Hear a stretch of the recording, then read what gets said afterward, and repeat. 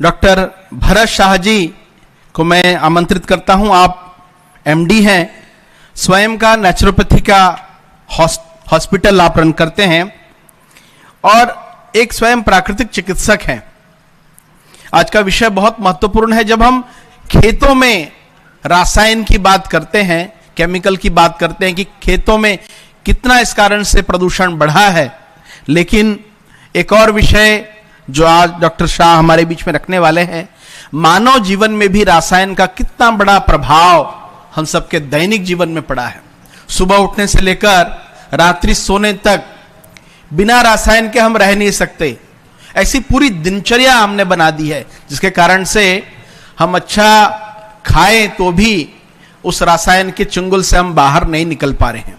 तो एक महत्वपूर्ण विषय हम सबके जानकारी के लिए, खासकर से अपने परिवारों तक ये कैसे विषय जाए, इसके लिए मैं निवेदन करता हूं आदरणीय डॉक्टर भरत शाह जी से अपना विषय हम सबके सामने रखें। आदरणीय डॉक्टर भरत शाह जी। बहुत बहुत धन्यवाद गौतम नायक जी, मुझे यहाँ पे बुलाने के लिए और मौका देने के लिए।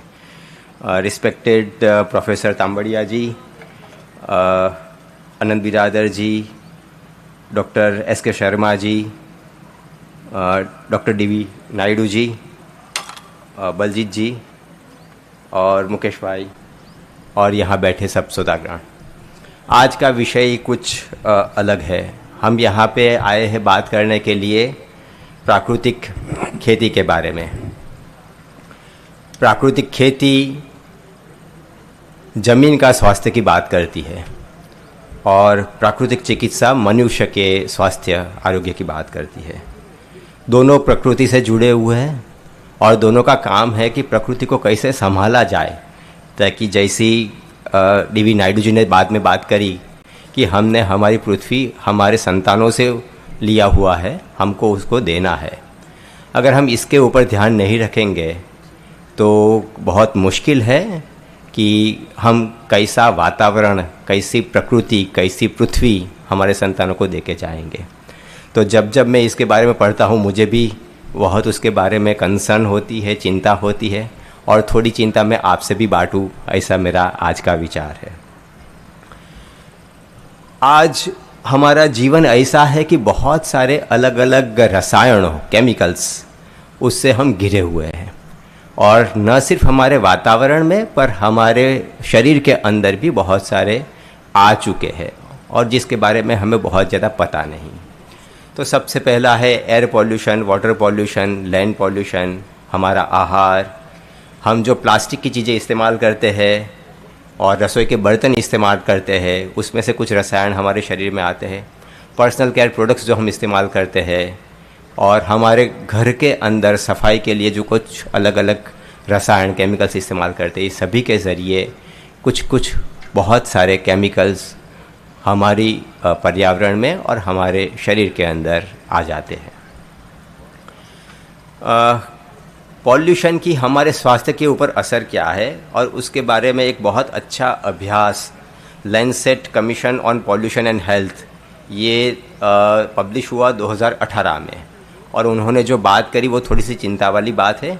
उन्होंने ये 2018 में पब्लिश हुआ तो आंकड़े 2015 के हैं, 10 साल पुराने हैं।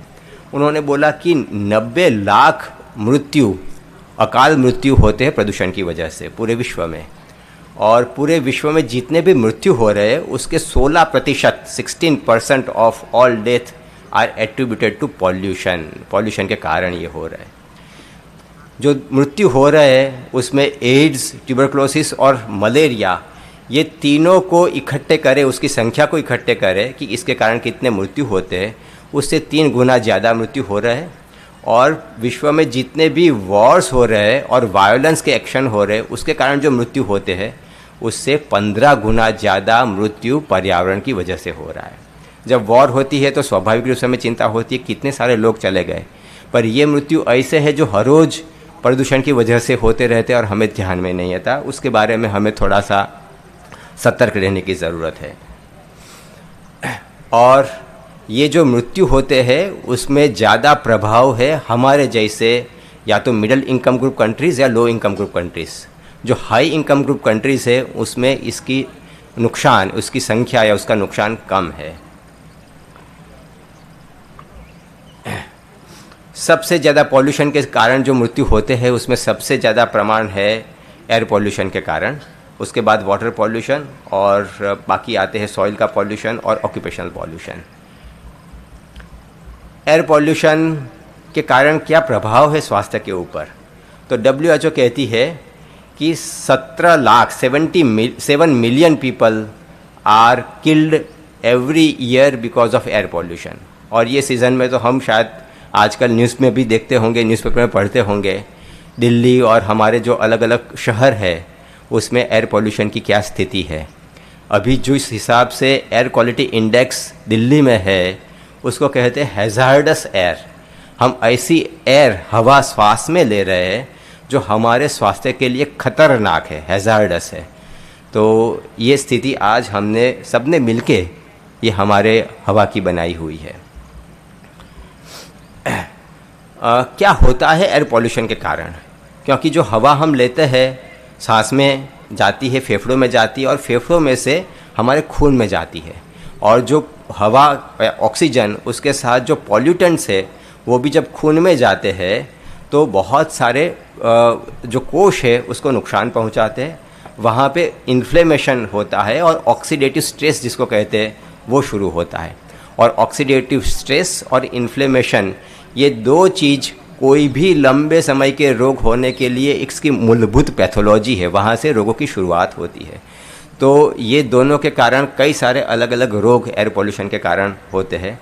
और WHO की एक संस्था है international agency for research on cancer, उसने एयर पॉल्यूशन को गिना है कि इट्स ए ह्यूमन कार्सिनोजन, उसके कारण मनुष्य को कैंसर होता है। तो आजकल ज़्यादातर हम ऐसी हवा सांस में ले रहे हैं जो हमारे लिए कैंसर करने के लिए जिम्मेवार है, और उसी के कारण इतने सारे जो रोग बढ़ रहे हैं, कैंसर का प्रमाण बढ़ रहा है, उसका एक महत्व का कारण एयर पॉल्यूशन भी है। यहाँ पे मैंने शायद मैं समझ रहा हूँ कि वहाँ पे दिख रहा है मेरी slides, short term effect of air pollution and long term effect of air pollution.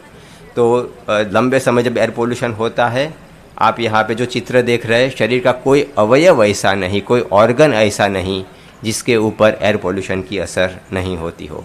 And air pollution attributes to almost 30% of death because of lung cancer. Stroke, brain में जो खून कम होने से जो लकवा की पैरालिसिस की बीमारी आती है उसको स्ट्रोक कहते हैं। तो स्ट्रोक होने के लिए 24% of the death are attributed to because of stroke are attributed to air pollution. हृदय रोग, हार्ट अटैक जो आता है उसका करीब करीब 1/4 हिस्सा एयर पॉल्यूशन की वजह से है, ये कहते हैं। और लंग डिसीज़ के कारण होने वाले मृत्यु के करीब करीब 40% are death are because of air pollution. हम कई बार आउटडोर एयर पॉल्यूशन की बात करते हैं, पर इंडोर एयर पॉल्यूशन भी इतना ही महत्व का है, इतना ही जिम्मेवार है हमारे स्वास्थ्य के ऊपर दुष्प्रभाव डालने के लिए। और ख़ास तौर से गांवों में चूल्हा या स्टोव इस्तेमाल जो होता है आजकल, उसका प्रमाण फॉर्चुनेटली बहुत कम होता है, वो अच्छा है। पर उसके अलावा हम जो घर के अंदर अगरबत्ती, धूप जलाते हैं, अगर उसमें कुछ केमिकल्स है तो वो हमारे स्वास्थ्य को नुकसान पहुंचाता है। Air fresheners, bathroom fresheners, perfumes, deodorants, अलग अलग तरह के पेंट्स है, और घर में जो सफाई के लिए कुछ अलग अलग केमिकल्स हम इस्तेमाल करते हैं, ये सभी की असर हमारे स्वास्थ्य के ऊपर होती है। दूसरा महत्व का हिस्सा है वाटर पॉल्यूशन। और वाटर जो हम पानी जो पीते हैं उसके अंदर जो अलग अलग तरह से पॉल्यूशन आता है, एक तो इंडस्ट्रियल एफ्लुएंट इंडस्ट्री जो होती है, और अपना जो वेस्ट है कई बार वो नदी नालों में डाला जाता है, या तो कई बार हमने ये भी देखा है कि बोर करके ज़मीन के अंदर भी डाला जाता है, और उसके कारण जो हमारे ज़मीनी स्त्राव है पानी के, वो पानी के स्रोत वो पॉल्यूटेड होते हैं। उसके अलावा फार्मास्यूटिकल वेस्ट, दवाई जो फार्मास्यूटिकल इंडस्ट्री हमारे देश में बहुत तरक्की कर रही है, पर उसके कारण जो वेस्ट निकलता है वो वेस्ट भी हमारे पानी को पॉल्यूट कर रहा है। और एक जो अभ्यास है मैं वो यहाँ पे आपको दिखाऊंगा, समय की कमी है तो कुछ चीज़ में जल्दी से जाऊंगा। ये जो ग्राफ है वो बताता है कि अमेरिका में पीने के पानी के अंदर जो ज़मीन में पानी है उसमें 200 से ज़्यादा फार्मास्यूटिकल के पॉल्यूटेंट्स, दवाई के जो अंश, कुछ केमिकल के अंश पीने के पानी में 200 से ज़्यादा अलग अलग तरह के केमिकल्स अमेरिका में पीने के पानी में हो चुके हैं। और आप यहाँ पे ग्राफ देखेंगे, हमारे देश में भी यही स्थिति बनी हुई है। तीसरा महत्व का जो पानी का प्रदूषण का कारण है वो है, पहले मैंने बता दिया, इंडस्ट्रियल एफ्लुएंट। और एक अभ्यास जो मैंने यहाँ पे बताया है, गंगा के किनारे वैशाली डिस्ट्रिक्ट में अचानक से एक एरिया में बहुत ज़्यादा मात्रा में गॉल ब्लैडर और लीवर के कैंसर के केस देखने को मिले। और वैज्ञानिकों ने जांच की कि क्यों अचानक ऐसे बढ़ने लगे हैं। तो पता चला कि नदी के जो ऊपरी वास है, ऊपरवास जो है, उस ऊपरवास में कुछ इंडस्ट्री ने अपने केमिकल्स डालने शुरू किए हैं और उसकी वजह से वो जो केमिकल है लोगों को पीने के पानी के अंदर आ चुके हैं और उसकी वजह से कैंसर हो चुका है। यहाँ हम पावागढ़ की तड़ेटी में बैठे हैं और वहाँ से विश्वामित्री निकलती है और बड़ौदा में जब तक विश्वामित्री आती है हम देखते हैं कि क्या स्थिति विश्वामित्री की है। और यही स्थिति हमारी जो पवित्र नदियाँ है, चाहे वो गंगा हो, यमुना हो, चाहे वो नर्मदा हो या कोई भी नदी ले लो, उसकी स्थिति हमने आज यही बना के रखी हो, वो चिंता का बड़ा कारण है। खाने के अंदर, हमारे आहार के अंदर कहाँ से अलग अलग केमिकल्स आते हैं।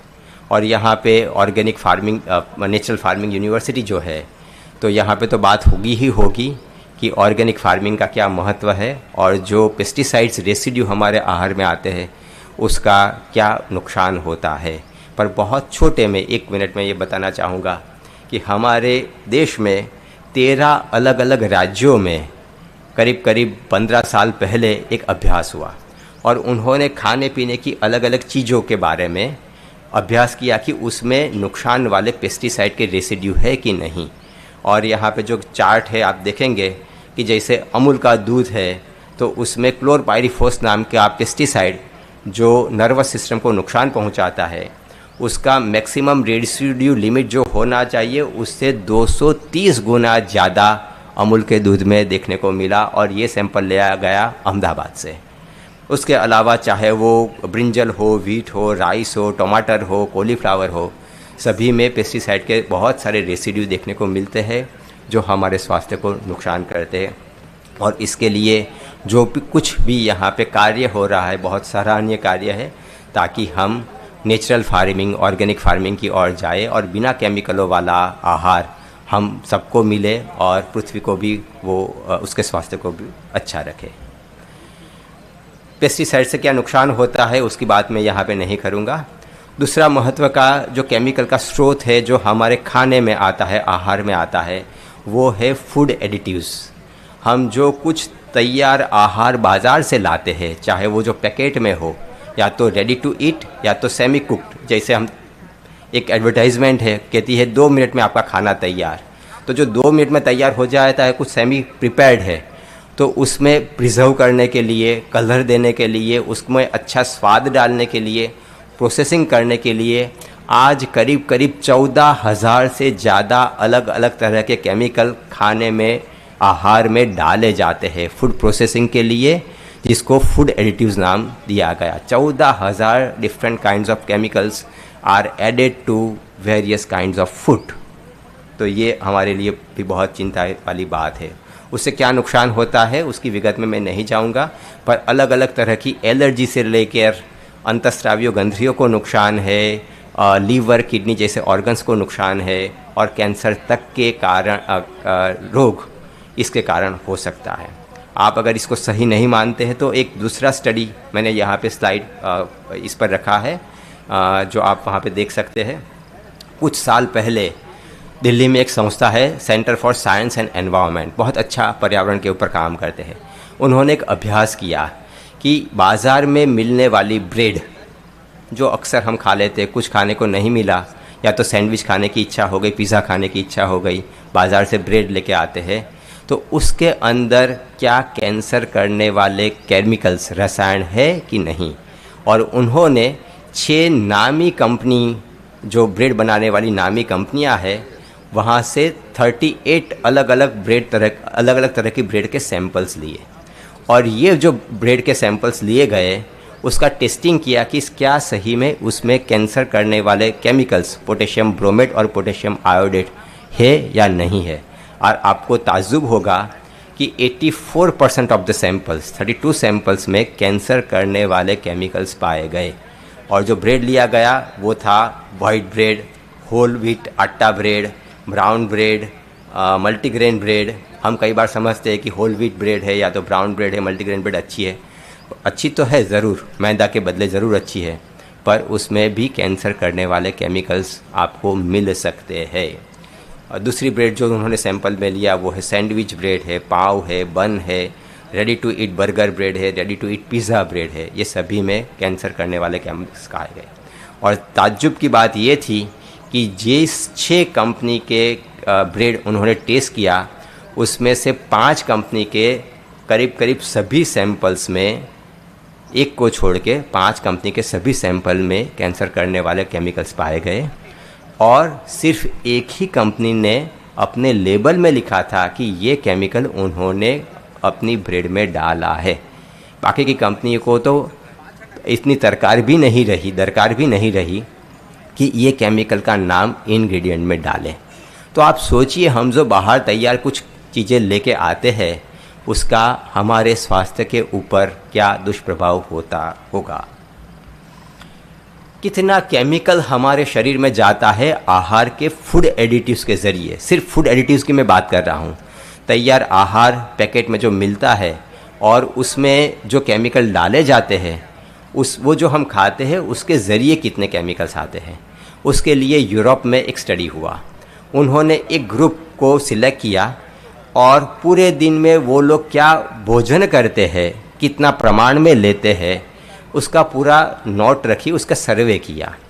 और ये सर्वे में उन्होंने ये टेस्ट किया कि जितनी चीज़ें उन्होंने इस्तेमाल करी और जितने केमिकल्स उसमें डाले गए उसका प्रमाण एक साल में कितना हुआ। और यूरोप में जो हुआ उसमें से ये नतीजा निकला कि ऑन एन एवरेज एक व्यक्ति 8 से 10 पाउंड माने करीब करीब 4.5 किलो केमिकल्स, फूड एडिटिव्स के ज़रिए केमिकल्स पेट में डालता है।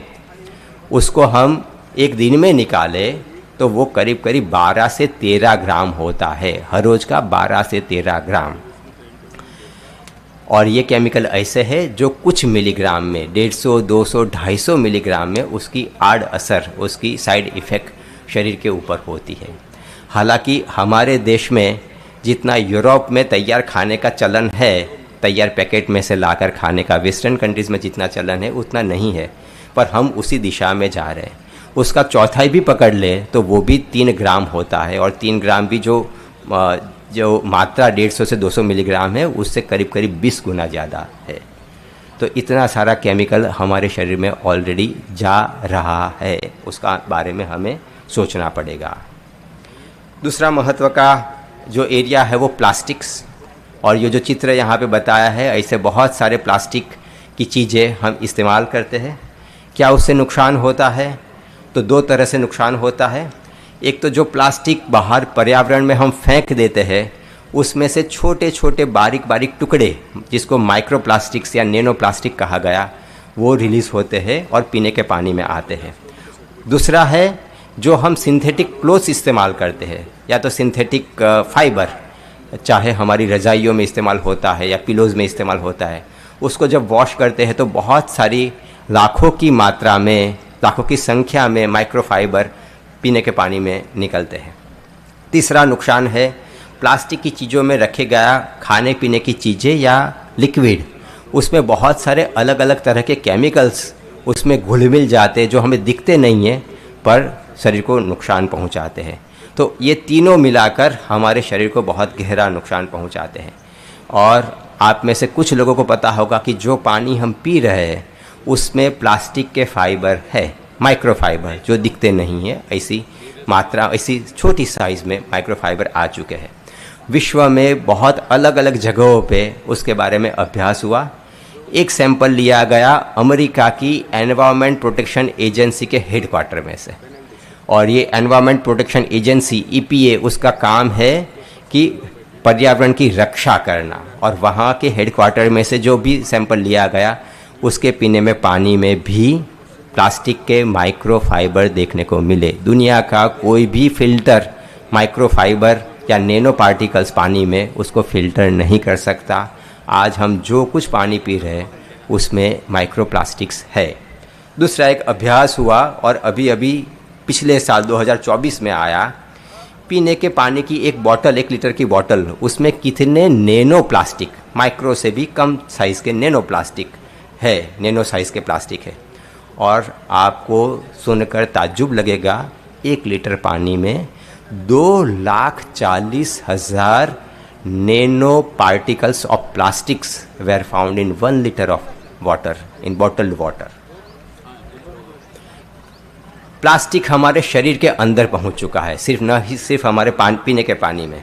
हमारे यहाँ पे जो चित्र में बता रहा हूँ, हमारे बालों में आ चुका है, सलाइवा में आ चुका है, हमारे सलाइवा में आ चुका है, स्पूटम में जो आ चुका है, लंग्स के फ्लूइड में आ चुका है, लंग्स की टिश्यू में मिला है, लीवर में मिला है, हमारी आंतों में मिला है।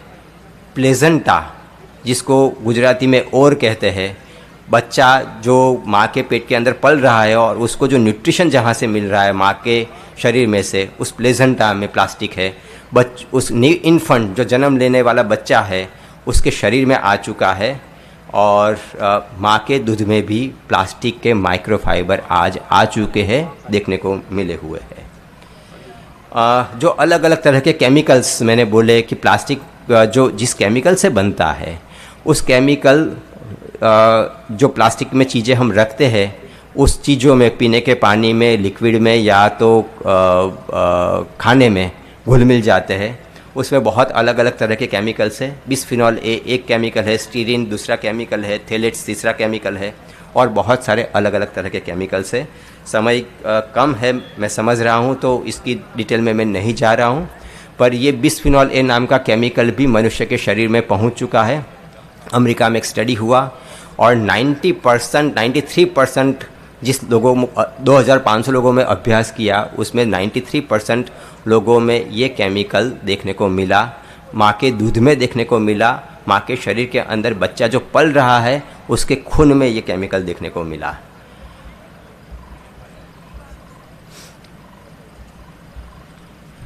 चौथा है नॉनस्टिक कुकवेयर। डॉक्टर्स हमें कहते हैं कि ऑयल कम करो, घी कम करो, और हमारे घर में नॉनस्टिक कुकवेयर वेसल्स आ चुके हैं, जिसमें हम चाहते हैं कि कम ऑयल में, कम घी में खाना पकाए और स्वास्थ्य के लिए अच्छा, ऐसा हम समझ लेते हैं। उसमें जो ब्लैक कोटिंग वाला आता है वो टेफ्लॉन कोटिंग उसके लिए करना पड़ता है, टेफ्लॉन इस्तेमाल होता है। और टेफ्लॉन बनाने के लिए परफ्लोरो ऑक्टानोइक एसिड PFOA नाम का केमिकल इस्तेमाल होता है, which is one of the highly toxic chemical found to the scientist. और वो शरीर के अंदर जमा होता है, उसके कारण भी बहुत सारे नुकसान होता है। चेतातंत्र को नुकसान होता है, अंतःस्रावी ग्रंथियों को नुकसान होता है, बहनों की रिप्रोडक्टिव सिस्टम को नुकसान होता है, और वो कैंसर भी करता है। तो जब भी आप नॉन स्टिक कुकवेयर में आप खाना बनाते हैं, थोड़ा सा ध्यान रखिए कि इसमें कम से कम बनाया जाए या तो उसको निकाल दीजिए।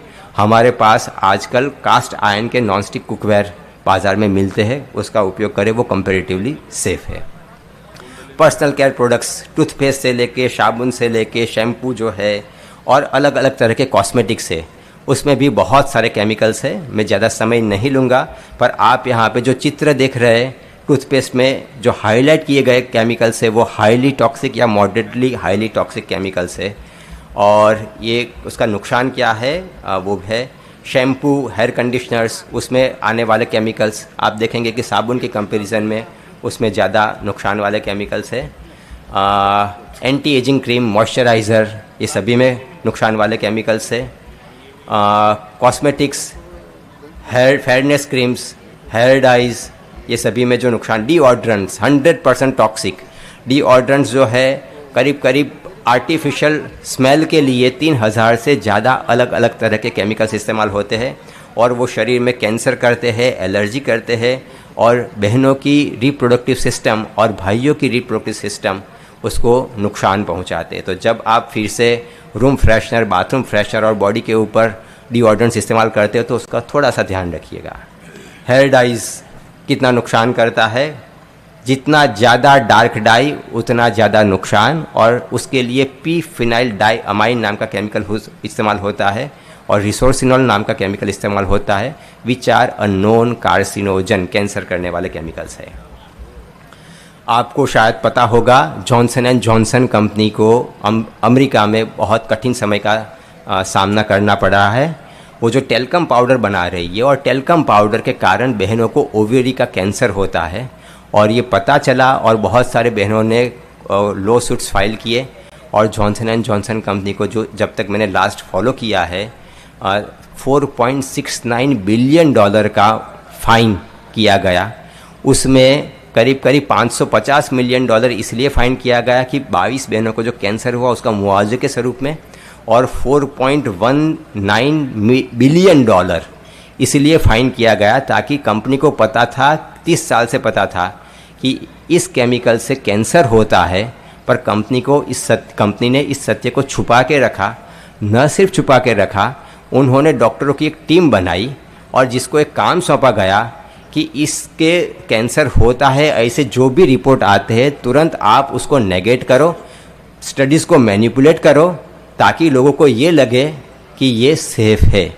और कंपनी के इंटरनल डॉक्यूमेंट में कोर्ट ने ये पाया, उसकी वजह से उसको 4.19 बिलियन डॉलर का एक्स्ट्रा फाइन अमेरिका कोर्ट ने किया है। हमारे घर में सफाई के लिए जो अलग अलग केमिकल्स इस्तेमाल करते हैं, ये चित्र आप देख रहे हैं, हम सभी के घरों में होंगे और उससे भी नुकसान होता है। उसका मैं ज़्यादा समय नहीं लूँगा, 2-3 मिनट और मैं अपना बात में ख़त्म करूँगा। इसके लिए क्या करें?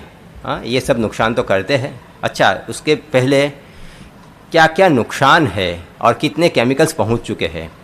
तो मैंने जैसे आगे बताया 14,000 सिंथेटिक केमिकल्स आहार को फ्रेश रखने के लिए और फूड एडिटिव्स के हिसाब से डाले जाते हैं। अमेरिका में पीने के पानी में 500 से ज़्यादा केमिकल्स देखने को मिले हैं। 24,000 से ज़्यादा केमिकल्स पीने के पानी की बोतल में देखने को मिले हैं। पीने के पानी की बोतल में 24,000 से ज़्यादा अलग अलग केमिकल्स। 10,000 से ज़्यादा केमिकल्स पर्सनल केयर प्रोडक्ट्स में से 10,000 से ज़्यादा केमिकल्स ऐसे पता चला है जो कैंसर करने वाले हैं, अंतःस्रावी ग्रंथियों को नुकसान करते हैं और रिप्रोडक्टिव सिस्टम, प्रजनन तंत्र जो है उसको नुकसान पहुंचाते हैं। 700 से ज़्यादा केमिकल्स हमारे व्यक्ति के शरीर में पाए गए हैं जो शरीर में नहीं होने चाहिए, नुकसान वाले हैं। 400 से 20 ऐसे, उसमें से 400 से 20 केमिकल ऐसे हैं जो मनुष्य को कैंसर करते हैं। और बच्चा जन्म लेता है, उसके कॉर्ड ब्लड, उसके जो नाभि जो होती है वहाँ से जो खून आता है, नाल जो कहते हैं, जो काटा जाता है, उसका खून का सैंपल लिया गया और उसमें 287 केमिकल्स उसमें पाए गए जो बच्चा जन्म लेता है उसके साथ उसके शरीर में आ चुके हैं। और ये सभी जो केमिकल्स एक दूसरे के साथ जब मिलते हैं तो एक और एक मिलके 3 नहीं होता, वो मल्टीप्लाई होता है और बहुत ज़्यादा नुकसान इससे होता है। तो क्या करें? सबसे पहले हमें ध्यान रखना होगा कि हम जो चीज़ इस्तेमाल करते हैं उस चीज़ों के अंदर कौन कौन से तरह के केमिकल्स है और उसको हम किस हिसाब से घटाएं। हर एक चीज़ का सेफ़ ऑल्टरनेटिव नहीं है, तो जिन चीज़ों के बिना हम अपना काम चला सकते हैं उसको दूर रखना, ये सबसे इम्पॉर्टेंट, सबसे महत्व की चीज़ हम सबको समझनी चाहिए। जो चीज़ हम इस्तेमाल करना चाहते हैं उसके लेबल पढ़ें, और मैं आपको लास्ट में एक वेबसाइट दूंगा, वहाँ से उस केमिकल की क्या नुकसान है वो आप खुद जांच कर सकते हैं। तो आप देखिए कि इससे क्या नुकसान है। तीसरा, जो चीज़ों के बिना चला नहीं सकते, इस्तेमाल करना ही है, तो उसका कम से कम इस्तेमाल कैसे हो सकता है। मैंने यहाँ टूथपेस्ट का लिखा है। जनरली ब्रश, पूरी जितना ब्रश है उतनी टूथपेस्ट लोग लेते हैं, पर पी साइज टूथपेस्ट से क्या हम काम अपना चला सकते हैं। इट्स ए सिम्बॉलिक, चाहे वो शैम्पू हो, साबुन हो और कोई तरह की पर्सनल केयर प्रोडक्ट्स हो, कितनी कम प्रोडक्ट में हम अपना काम चल सकता है उसके बारे में हम उसको सोचें। जिसमें ज़्यादा फ्रेगरेंस है, कलर्स है और जो एंटी माइक्रोबियल प्रॉपर्टी है इसके लिए एक्स्ट्रा केमिकल डाले जाते हैं, ऐसी प्रोडक्ट्स को इस्तेमाल न करें। हर्बल और नेचुरल प्रोडक्ट के नाम से जो मार्केट होती है उसमें थोड़ा सा ध्यान रखिए। सही में हर्बल और नेचुरल है तो वो कम नुकसान वाला होगा, पर बहुत सारी कंपनियां आज हर्बल और नेचुरल प्रोडक्ट के नाम से केमिकल वाली चीज़ें इस्तेमाल करते हैं। आज ऑर्गेनिक फूड प्रोडक्ट्स में भी ऐसा ही चल रहा है, तो थोड़ा सा ध्यान रखिए कि हम जो इस्तेमाल कर रहे हैं सही में वो प्योर है, हर्बल है, नेचुरल है, उसका थोड़ा सा ध्यान रखना ज़रूरी है। जो चीज़ हम घर में बना सकते हैं बिना नुकसान वाले केमिकल से, उसको बनाने की कोशिश करें। प्लास्टिक का यूज़ कम से कम करें, चाहे वो बच्चों के लिए हो, हमारे लिए हो, चीज़ों को पीने के पानी की बोतल हो या कोई भी जगह पे हो। माइक्रोवेव में इस्तेमाल करने वाले प्लास्टिक के कंटेनर हो। नॉन स्टिक कुकवेयर में बता चुका हूँ, इसका इस्तेमाल न करें। और ये वेबसाइट, 3 वेबसाइट आप फ़ोटो निकाल सकते हो। पहली वेबसाइट है, उसमें अलग अलग तरह के केमिकल्स आप नाम डालेंगे उसका, और आपको उसकी विगत मिलेगी कि ये कितना नुकसान वाला है, कौन से कंट्रीज़ ने उसको बैन किया है। और दूसरे 2 वेबसाइट है जो पर्सनल केयर प्रोडक्ट्स और कॉस्मेटिक्स हम इस्तेमाल करते, उससे कैंसर तक के और कौन कौन तरह के अलग अलग रोग उसे होते हैं, आप खुद हो। और अंत में हम सबको, हम जो इस्तेमाल करते हैं, चीज़ें इस्तेमाल करते हैं, उस पर थोड़ा सा गौर करना होगा, सोचना होगा। हम इंडिविजुअल लेवल पे और समूह के लेवल पे कैसे अपनी ज़रूरतें कम करें। सिर्फ सेफ प्रोडक्ट इस्तेमाल करने से काम नहीं चलने वाला है, हम सबको अपनी ज़रूरतें कम करना होगा। और इस पृथ्वी पर हम जो भार डाल रहे हैं, जिसको कार्बन फुटप्रिंट कहते हैं, वो हमें कम करना होगा। Thank you.